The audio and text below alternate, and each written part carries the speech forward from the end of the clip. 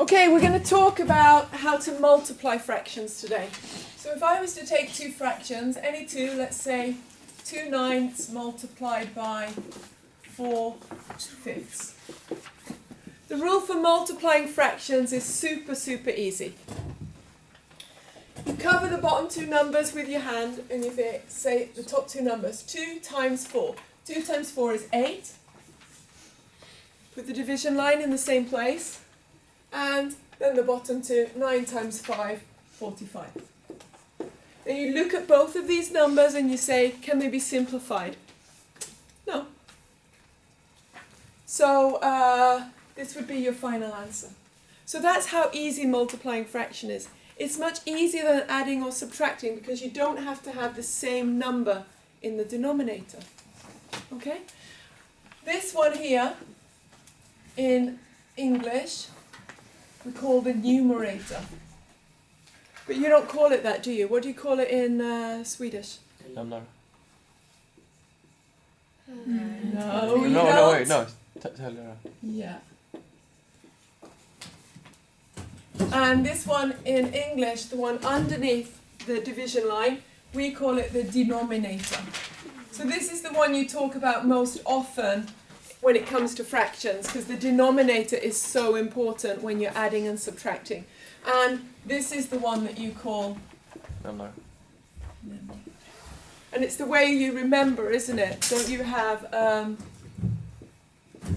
that you remember it like this, that this one is close to the word tak, which means ceiling, and this one is close to down in the cellar.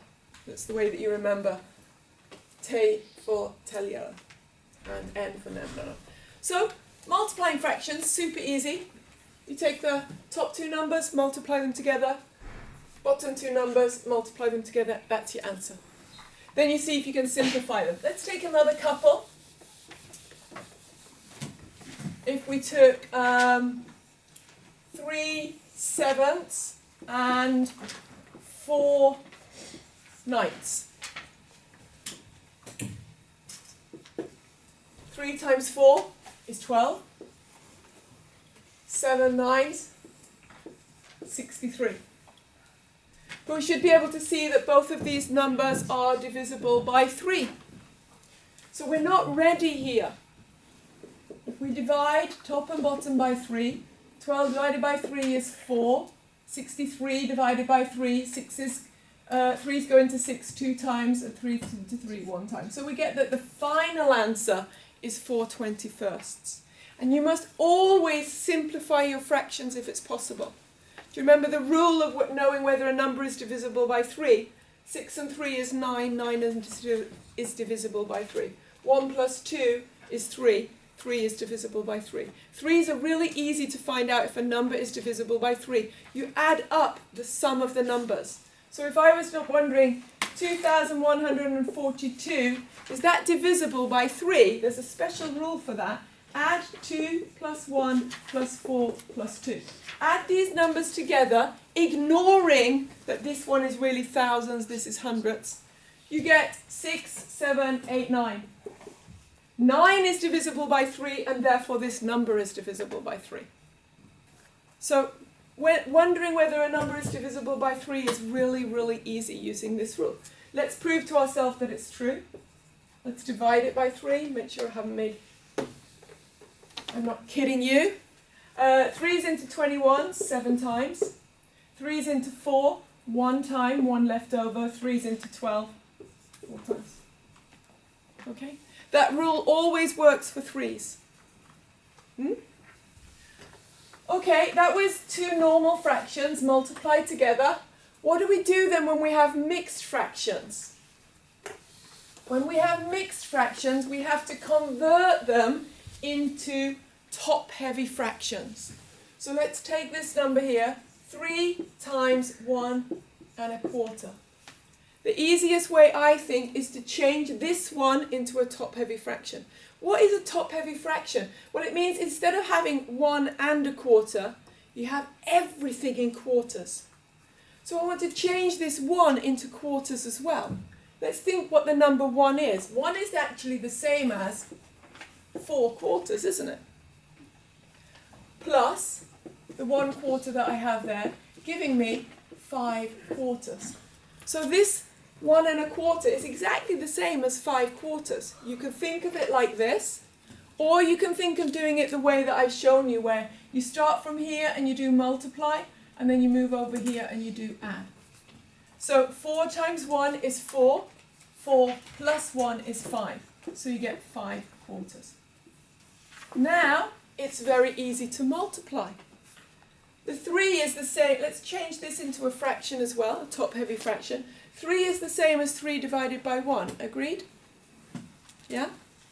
So we can now multiply them as 2 fractions. 3 5s, 15. 1 times 4, 4. Finish it off neatly by converting it back to fractions, mixed form. 15 goes into 3. 4's go into 15. 3 times 3 left over. 3 what's left over? 3/4 are left over. So 3 whole numbers, because 4 3's are 12. I had 15, so I had 3 whole ones and 3/4 left over. You could do the division of that. You know that 3/4 is 0.75. But when they're giving you a question in fractions, you usually answer in fractions. So let's take the next one then, which has 2 lots of mixed fractions. And we have the same rule there. We don't do anything in mixed fraction form. We convert them to top-heavy fractions. 3 1/4 multiplied by 4 1/2. And you can do this either way you want. Change this into quarters. 3 4s are 12, so the number 3 would be the same as 12/4. Plus 1/4 would give you 13/4. Or you can use my method of 3 times 4 is 12. 12 plus 1 is 13. 13/4. This method, use that method, or the one that I usually use. 2 4s are 8. Multiply first, add later. 2 times 4 is 8. 8 plus 1 is 9. 9/4. Now I have my term like this. 13 times 9. Okay, not too brilliant at my 13 times table. So I'll do a quick check here. 3 9s are 27. 9 1 is 9 plus 2, 11. So 13 times 9, 117, divided by 4 times 4, 6. Look at these numbers. 1 plus 1 plus 7. That's 9. So this top number must be divisible by 3. So let's do that.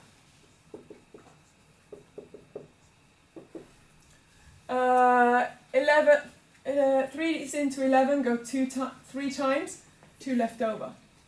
3 is into 27, 9 times. So we get 39 divided by 2. Oh, sorry, 16. Sorry, stop. 16. And 16 doesn't divide by 3. So we'd have to change this back into part of 16th. 4 and 1. Oh, it's...